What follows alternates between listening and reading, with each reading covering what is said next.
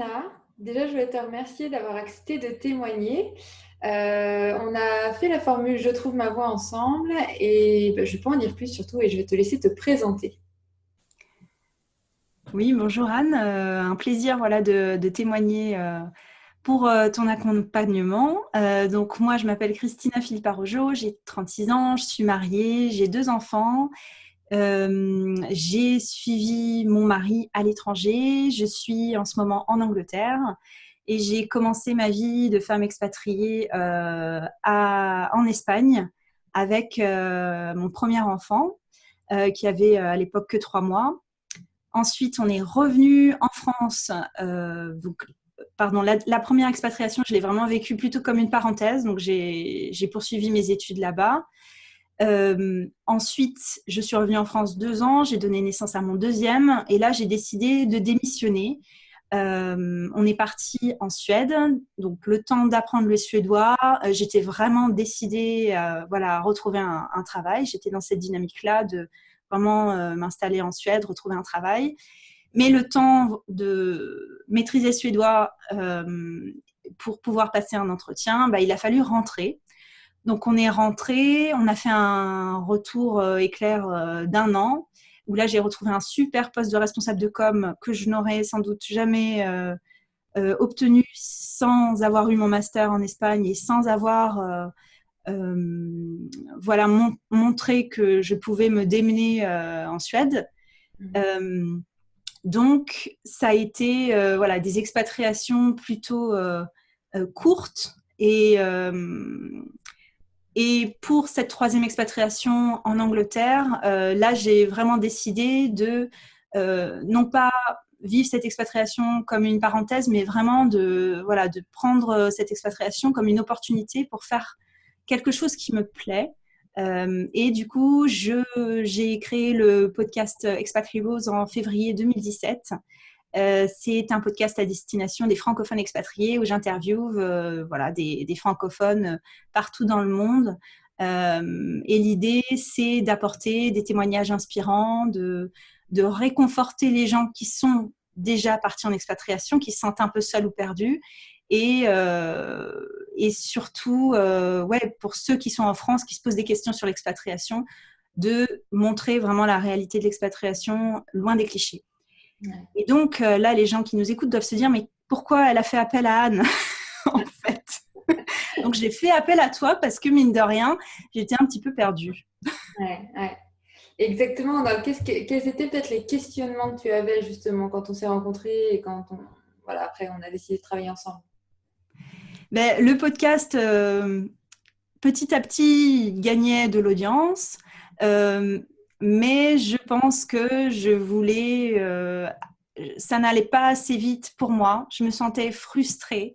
Je pense que j'avais aussi besoin de gagner de l'argent. Parce que dans notre retour express d'1 an où j'ai pu retravailler, j'avais eu la satisfaction de gagner mon salaire. J'étais tellement contente après avoir passé 2 ans en Suède, frustrée de pas travailler, d'avoir obtenu en 1 mois un poste de rêve. Et j'avais gâté ma famille à Noël. J'étais super fière, mais par contre j'étais lessivée du rythme parce qu'en fait mon mari avait du coup trouvé un boulot en Angleterre et il faisait les allers-retours tous les week-ends. Donc je gérais les enfants en parallèle d'un boulot à plein temps. Donc je les laissais à 7h30 le matin, je les récupérais à 18h30 le soir. Donc en Angleterre, je me suis dit non mais je ne veux pas ça. Je ne veux plus ça. Donc, ce podcast m'apportait cet équilibre de vie-là, mais l'aspect financier, néanmoins, est venu un peu me chatouiller. Je ne voulais pas l'admettre, mais c'est vrai que ça me manquait de pouvoir gagner ma vie. Donc, frustration à ce niveau-là. Donc, j'étais en fait à 2 doigts de rechercher du travail, mais j'avais vraiment peur de retomber dans un rythme de vie effréné. Et voilà, tu m'as aidée à y voir plus clair à ce niveau-là, à faire un choix. Ouais, c'est ça. Tu étais dans une période de flou et ça remettait presque en cause le podcast, ou en tout cas, ça diminuait l'épanouissement que tu devrais avoir avec cette activité-là. Ouais. parce que tout n'était pas là pour te plaire, on va dire. Et il manquait quelque chose, en tout cas, qui faisait que tu étais pleine de doutes à ce moment-là. Ouais, c'est ça. Et pourquoi tu as choisi de travailler avec moi? Eh ben, au départ, tu le sais, hein, je vais parler franchement, mais pour moi, les coachs, c'est du blabla. Ils veulent nous vendre des trucs, ça coûte une fortune. Et moi, donc, j'étais pas du tout prête mentalement à prendre un coaching de quelque sorte que ce soit, avec qui que ce soit. Et on s'est rencontrés sur Twitter. Voilà, tu étais curieuse de savoir par rapport à mon podcast comment ça se passait. On avait échangé. J'ai découvert qu'on avait vraiment des valeurs communes. Moi, j'ai des valeurs très fortes d'authenticité, de transparence, d'honnêteté. Et j'ai retrouvé ça chez toi. Et plusieurs mois après, vraiment de nombreux mois après, tu m'as sollicité pour participer au congrès de l'expatriation au féminin. Et voilà, ça a été une très belle aventure dans le partage qui faisait vraiment écho à ce que j'étais et aussi à toute mon histoire de femme expatriée. Et voilà, j'ai vraiment aimé. Et je me suis dit, bah, tiens, pourquoi moi, je ne ferais pas confiance à Anne pour m'aider à y voir plus clair dans cette période de flou. Donc, je crois que ça a commencé comme ça. Finalement, je t'ai fait confiance et j'ai bien fait. Et quels ont été les résultats que tu as obtenus grâce à l'accompagnement qu'on a fait ensemble et puis cette aventure, quoi. Bah, alors, au départ, moi, je m'attendais à un bilan professionnel et tu me disais pas du tout, pas du tout. Donc là, je me disais, bon, c'est encore les discours tout faits, pas du tout. Qu'est-ce qu'elle va me vendre? Mais non, c'était vrai. C'était pas qu'un bilan professionnel, j'ai eu vraiment beaucoup plus. En fait, tu m'as aidé à vraiment définir ce qui était important pour moi et ce qui ne pouvait pas passer au deuxième plan. Et moi, dans mon cas, c'était ma famille, c'était le fait de récupérer mes enfants à l'école, c'était le fait de continuer à leur donner des cours de français parce qu'ils vont à l'école locale anglaise, c'était le fait de multiplier les allers-retours en France parce que ma maman est malade, c'était de ne pas retomber dans le travers donc, que j'avais connu voilà, quand je suis rentrée en France, d'avoir un boulot qui me prenne trop d'énergie. Donc, et aussi, surtout, d'assumer que j'avais envie aussi de gagner de l'argent. Et ça, j'avais du mal à l'assumer. Donc, c'était ça. Et, ouais, et finalement, de confirmer que le podcast, bah, c'était quelque chose qui résonnait avec mes valeurs, avec mon histoire aussi. Ça résonnait avec une passion d'enfant. Et j'ai découvert donc que la voix avec un grand V, VOX, était vraiment une des sources, était au cœur voilà, de mon épanouissement. Ouais. Donc avec la voix au cœur, il fallait que je trouve du coup un projet qui me rapporte de l'argent. Or, le podcast, c'est difficile d'en vivre et ça prend beaucoup de temps pour en vivre. Donc, je vais continuer à le produire, ça c'est sûr. Ouais. Mais ce qu'on a identifié comme projet, c'est ce que je pourrais faire, c'est de former d'autres personnes à créer leur podcast. Donc, voilà, c'est ce que je vais proposer, une plateforme de formation pour permettre aux gens de prendre la parole sur le sujet qu'ils souhaitent, sur une passion, sur leur activité entrepreneuriale. Et voilà, donc là, je serai dans ma zone de confort, entre guillemets, parce que je suis assez débrouillarde et je pense que voilà, je saurais voilà, trouver les outils pour créer cette plateforme. Et surtout, j'aime bien le contact avec les gens, vraiment, j'en ai besoin. Et voilà, de guider d'autres gens à pouvoir créer leur podcast de zéro, sans aucune connaissance. C'est ce que j'ai vécu et je suis contente de pouvoir aider d'autres gens à le faire. Donc ça, c'est génial. C'est aussi de rendre accessible, en fait. Hein, ouais, rendre accessible le podcast. Ouais, exactement. Et donc, ce qui permettrait d'enchaîner progressivement sur une autre activité là, de rêve qu'on a identifiée, ce serait de devenir voix off. Alors ça, j'adorerais voilà, pouvoir devenir voix off. Donc, finalement, la voix au centre, avec la production de mon podcast Expat Heroes, avec une plateforme de formation pour permettre à d'autres de créer leur podcast. Et puis, l'activité de voix off qui viendrait compléter le tout. Et finalement, de se rendre compte qu'on n'a pas forcément un métier ou une étiquette qui va nous coller, mais qu'on peut trouver son épanouissement de différentes formes. Et ça aussi, ça a été une révélation parce que je me disais, ouais, je suis podcasteuse ou je suis formatrice ou je suis voix off. Non, en fait, je peux être les trois, c'est génial. T'es pas obligé de choisir, Et, effectivement. Et quelle a été justement pour toi la plus grande prise de conscience ou le plus grand changement au cours de notre travail ensemble? donc la prise de conscience, j'en ai parlé, c'est sur l'idée de ne pas être complexé sur le fait de vouloir gagner de l'argent. Ouais. Mais surtout, moi, ça a été de reprendre le contrôle de mon quotidien. En fait, de redevenir un peu le pilote de ma vie. Parce que euh, je culpabilisais d'accorder des fois du temps sur mon projet au détriment de mon équilibre familial et vice-versa. C'est-à-dire des fois d'accorder du temps à mes enfants, me dire mince, mais j'ai pas avancé sur tel ou tel aspect. Donc c'était vraiment d'arrêter de culpabiliser là-dessus, de me réorganiser, euh, ouais, de remettre aussi de la rigueur dans mon organisation parce que c'était l'intuition qui me guidait, mais c'est comme si c'était pas un travail finalement. Et en fait, être femme au foyer, c'est pas un métier. Et voilà, de me dire que je suis utile à autre chose, je m'épanouis, je peux m'épanouir autrement que être que femme d'eux ou que maman. Et j'apporte de la valeur à la société autrement. Donc, moi aussi, comme mon mari, je me lève le matin et j'ai une mission à accomplir. Et voilà, l'idée étant de pardon, l'idée étant de kiffer chaque jour parce que bah, ouais, c'est moi qui suis aux commandes, quoi. Ouais. Ah, c'est beau ce que tu dis là. Ouais, non mais c'est vrai.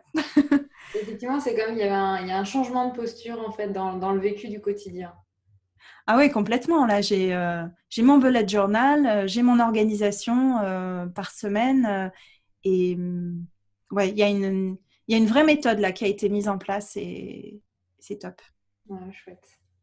Et Ouais, qu'est-ce que tu dirais à celles qui peut-être hésitent, comme toi, tu as hésité d'ailleurs au début, ouais, qui se remettent dans complètement. ta situation d'avant?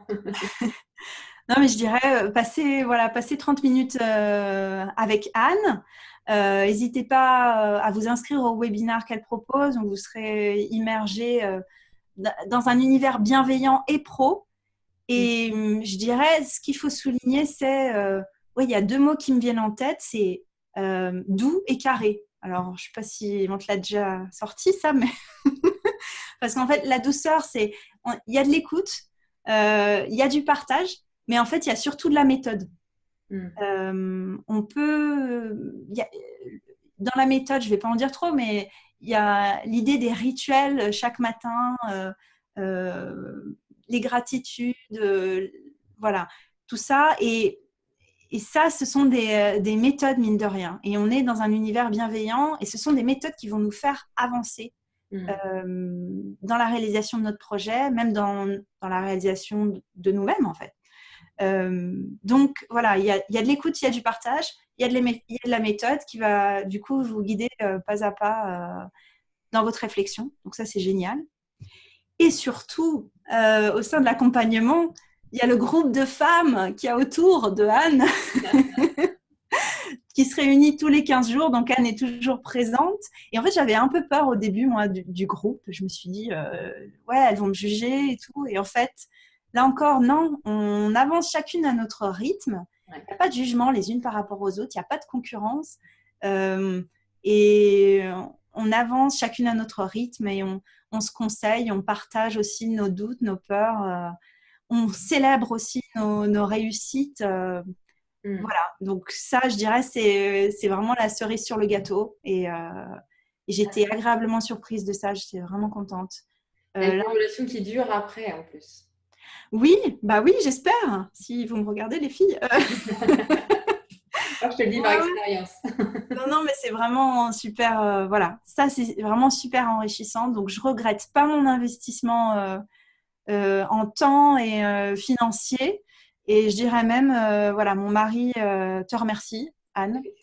Je pense que je n'étais pas prête à ça. Donc, chacune avance à son rythme. Je ne dis pas que tout le monde doit prendre un coach, mais voilà, si vous hésitez, vous êtes un peu perdu, allez-y. Moi, avec le recul, si je l'avais pris plus tôt, peut-être en Suède, j'aurais plus profité de mon expatriation et moins essayé de rentrer dans les cases pour absolument trouver un boulot.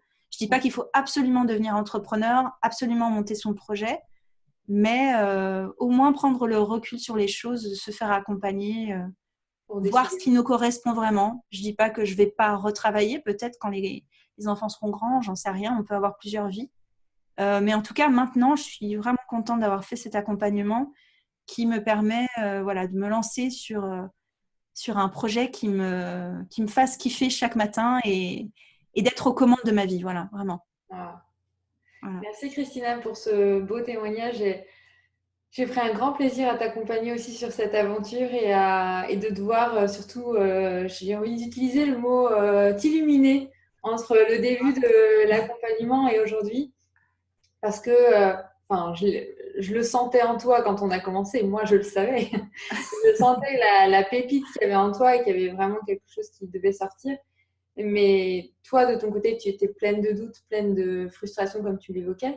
Et aujourd'hui, c'est comme si tout ce qui avait été vécu te permettait de prendre la place qui est la tienne et de pouvoir, voilà, maintenant tu vas pouvoir éclore, tu vas pouvoir vivre vraiment le projet qui te ressemble, mais c'est vraiment ça, quoi, qui te ressemble, qui fait sens pour toi, avec ce cœur autour de la voix, comme tu l'as exprimé. Ouais. Et donc, il y a plein de belles choses là, qui sont en chemin et Ouais. qui vont fructifier derrière tout ça. Donc, vraiment, merci de m'avoir fait confiance parce que, comme tu dis, c'est pas une étape facile que de se lancer parce qu'on sait pas, même si on nous l'explique, on ne sait pas toujours ce qui se passe vraiment derrière. C'est pour ça que les témoignages pour moi sont importants. C'est que au-delà de tout ce que moi je dis en tant qu'accompagnatrice, c'est le vécu des clientes qui est le plus vrai et qui exprime le mieux ce qui a été vécu, en plus qui est personnel en même temps. Et ben voilà, pour ça, merci d'avoir partagé ton vécu et bravo d'avoir, j'allais dire, réussi cette aventure parce que c'est ce que je t'ai apporté, mais c'est aussi comment toi tu t'es investi qui a permis ce beau résultat. Donc merci Merci. beaucoup Christina. Et puis belle aventure à toi. Je mettrai sous la vidéo bien entendu le lien de Expat Heroes et puis dès que tu as créé quelque chose qui nous ramène aussi à ta formation de podcast, et ben on mettra ça aussi en dessous de la vidéo. Super. Merci Christina, à bientôt. À bientôt.